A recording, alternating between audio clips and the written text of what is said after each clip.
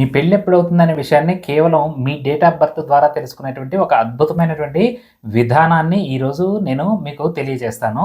ఇది న్యూమరాలజీలో ఉండేటువంటి ఒక సిస్టమ్ అండి. దీంట్లో 85-90% మీకు కరెక్ట్ ఆన్సరే వస్తుంది.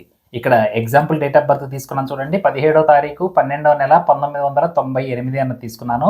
దీనిలో ఇయర్ ఏదైతే ఉందో ఆ ఇయర్‌ని మనం కన్సిడర్ చేయాల్సిన పని లేదు. అంటే 1998 పక్కన పెట్టేద్దాము.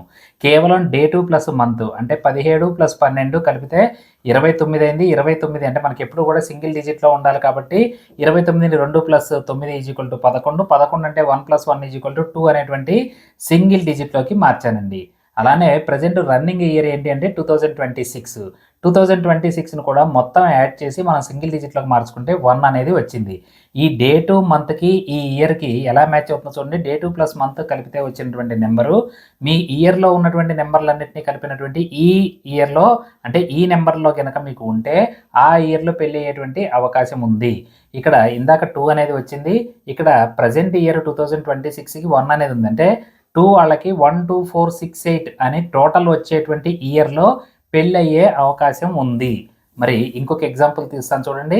27/10/1999 అని ఇచ్చాను. 1999 మొత్తానికే తీసి పక్కన పెడితే కేవలం డేటు ప్లస్ మంత్ అంటే 27 + 10 = 37.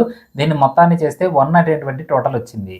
అలానే ప్రెజెంట్ ఇయర్ 2026 కాబట్టి 2026 మొత్తాన్ని యాడ్ చేస్తే కూడా 1 అనేది వచ్చింది. మరొక్కసారి ఈ టేబుల్ తీసుకోండి. దీన్ని అవసరమైతే స్క్రీన్ షాట్ తీసి పెట్టుకోండి. ఈ డేటు మంత్ కలిపితే 1 వచ్చింది. రన్నింగ్ ఇయర్ టోటల్ అంటే 2026ని మొత్తాన్ని యాడ్ చేస్తే 1 అనేది ఉంది.